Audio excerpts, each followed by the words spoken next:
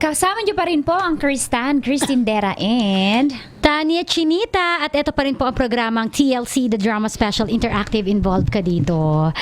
lahat ay umiiyak sa mga oras na to, kabisyo. Pati po ang langit umiiyak sa mga oras na ito. May nag-chat, sabi niya, Miss Tanya, alam mo, lahat ng tao dito sa tindahan, kanya-kanyang tahimik. Tinatago na umiiyak sila pero obvious naman.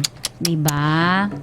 Abangan nyo rin yung bukas. Papaiyakin pa namin kayo. Ay nako. Bilang yan ang huling habilin. Mga gabi. Huling mga gabi ng TLC, The Drama Special. Yan. Paiiyakin namin kayo sa huling gabi. Kung anong meron, tumuto ka bukas, meron kaming announcements. Gusto mo yung naiiyak na kami ngayon? Oo. Bukas pa. Bukas pa ba? Huwag ka sumabay sa Nakakainis langit. ka kasi bukas po yun sasabihin eh. Moment pa yun. Pero ito sabi dito. Sabi ng nag-text, grabe nakakaiyak. Ang sakit sa dibdib, ramdam ko masakit mawala ng anak. Yan ang una ko pong kinatatakutan. Alam mo ma, yan ang fear ko nung nabuntis ako. Ganyan rin yung fear mo. And I'm sure lahat ng mga... Anong fear na?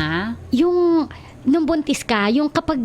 Kasi hindi mo alam kung anong activity niya Kung sa okay tiyan ba mo siya sa eh. loob. Oo. So meron ako mga fear na, di ba ang dami nating napapanood na, or nababalitaan na yung bata namatay sa sinapupunan, hindi siya na-develop or nasakal siya ng umbilical cord, na parang yung thinking pa lang na yun pa lang, yung sa pagbuo pa lang, sa proseso pa lang sa tiyan ko, may takot na ako na hindi ko kaya kapag nawala siya sa sinapupunan ko. What more kapag ka nayakap ko na siya. Nakapiling mo na siya. Nalaro 10 ko na- years old na, Diba? katulad ni Bailey. Ang dami na naming memories for 10 years, tapos biglang babawiin sa akin. Again, ang sabi ko, ang hirap sagutin ng tanong na bakit. Ang hirap intindihin yung reason niya kung bakit niya kinuha ng ganun agad yung anak ko sa akin. Di ko kaya. Ikaw? Wala namang may kaya. Wala namang Diba? magulang nakakayanin yun. Ang hirap. May mga nanay na nababaliw, nawawala sa sarili, dahil nawala ng anak. Kaya kabisyo yung sinasabi ko kanina, okay lang magtanong, hindi po kasalanan magtanong kay Lord. Yes. Kasi praying na rin yun eh, nagpe-pray ka na rin. Pag kinakausap mo si Lord, basta kinausap mo siya, kahit galit ka pa, hindi yun kasalanan. Kasi okay lang na hindi natin maintindihan. Yes. Tao tayo, merong limitation ng utak natin. Hindi talaga natin makokomprehend kung ano man ang merong plano si Lord sa buhay natin. Totoo yun. Alam mo, ang ganda na sinabi mo nung kanina.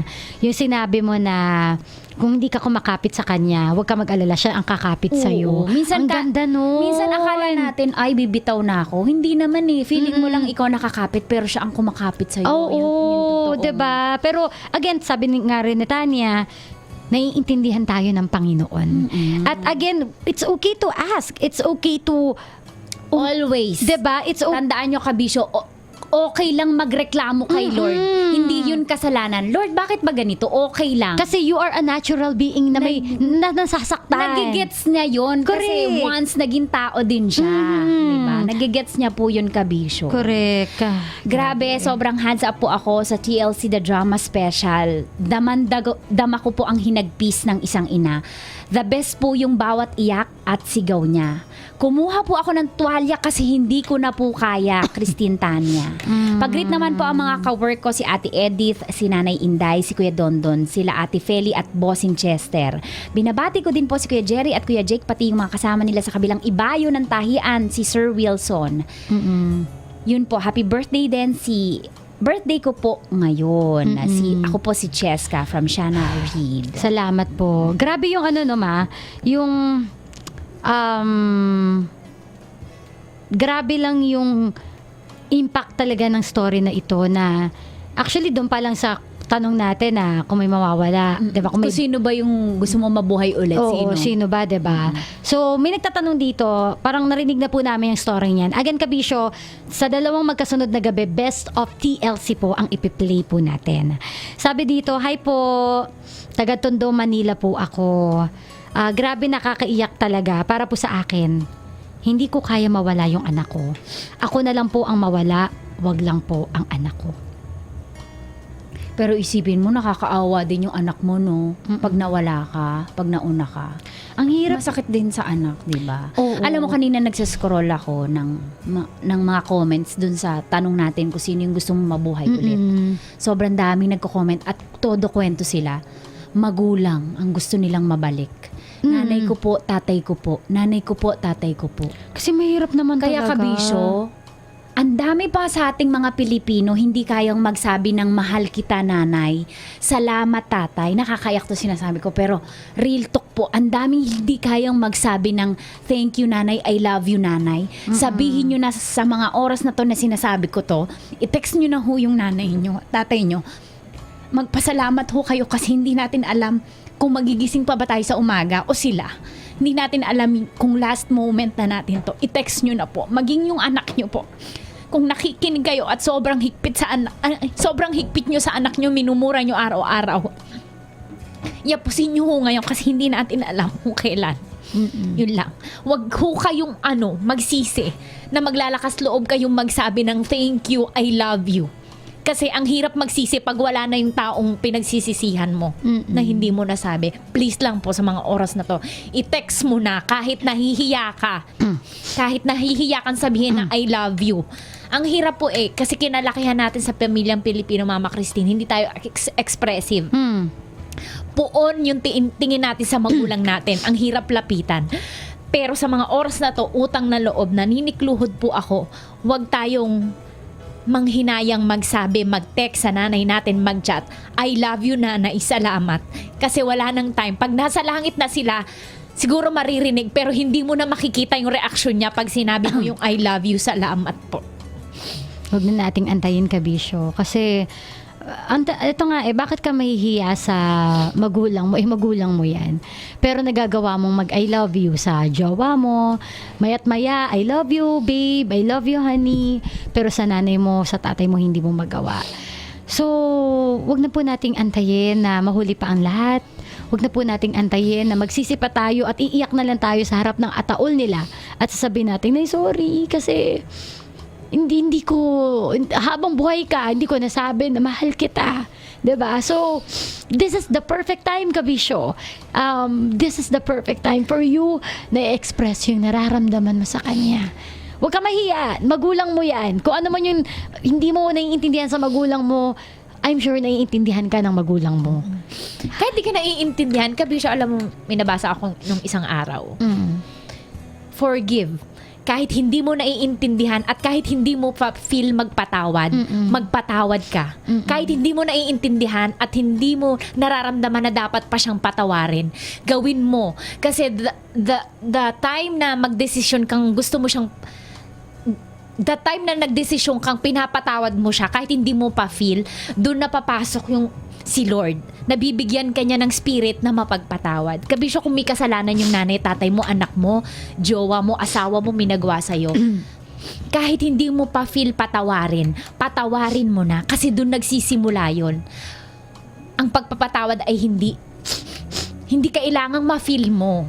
Kahit hindi mo feel, gawin mo. Kasi yun yung best moment para patawarin kung sino man. Nakaka-relate ako, Mama Christine, kasi nung before Father's Day, bakit yung panaginip ko? Ba't yung panaginip ko namatay tatay ko? Sa panaginip ko umiiyak ako. Tapos pagising ko, nararamdaman ko humahagulgul ako. Tapos doon sa panaginip ko, sabi ko, tay, mahal na mahal kita. Sorry sa pag yung mga mga nagagawa ko. Tapos pagising ko, feeling ko totoo na siya. Sabi ko, ano ba yun? Hindi ko man lang nasabi na text na I love you. Tapos, kinaumaga ang pagising ko, yung pag-alis ko pagdating dito sa office. Kasi siya yung naghirap magtayo dun sa tapsihan ko sa kubo. Talagang mano-mano niya. Nakita ko mano niya inaayos yung kubo ko. Tinext ko, sabi ko, tay, salamat ho sa lahat. Kahit nahihilo ka ho araw-araw, natutumba-tumba ka na nagdadrive. Salamat ho. Mahal ko ho kayo. I love you. Happy Father's Day. Sabi ko, Lord, thank you kasi binigyan mo ko ng chance masabi ito. At hindi ko nainintay na pagsisi ako. Simula no na Paggigising ko, tay, naliliyo ka, tay. Nakikita ko siya, nag-exercise siya para mawala yung hilo niya. Sabi ko, Lord, salamat na wala na yung hiya ko. Yun, tayo, okay ka lang. Sabi ko, Lord, sana maramdamin niya na mahal na mahal ko siya. At thankful ako. Kahit mahina na po yung tatay ko, talagang mano-mano po siyang nag-aasikaso ng kubo ko. Yun, Kabisyo, wag mo nang intay mapanaginipan mo pa. Ngayon, i-text mo yung nanay at tatay mo. Thank you po, nanay, tatay. Kung binamaltrato ka man ng nanay at tatay mo, ng kapatid mo, ng kinaliwa ka ng asawa mo, ang pinaka-intelligent gawin ay magpatawad kahit hindi mo pa feel magpatawad. Patawarin mo kasi that is the most intelligent thing to do. Kasi, Kabisyo, when we forgive, we bless our future. When we forgive, ulitin ko po, when you forgive, you bless your future. Kaya please, forgive. And say, I love you and thank you sa mga taong naka-offend sa'yo.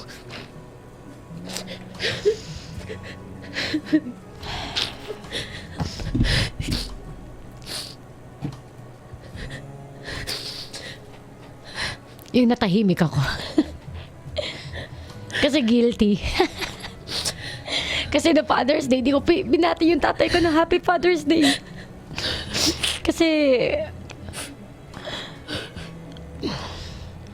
di ko na binati. Pero tama yung sinabi ni Tanya Chinita na mahirap magpatawad.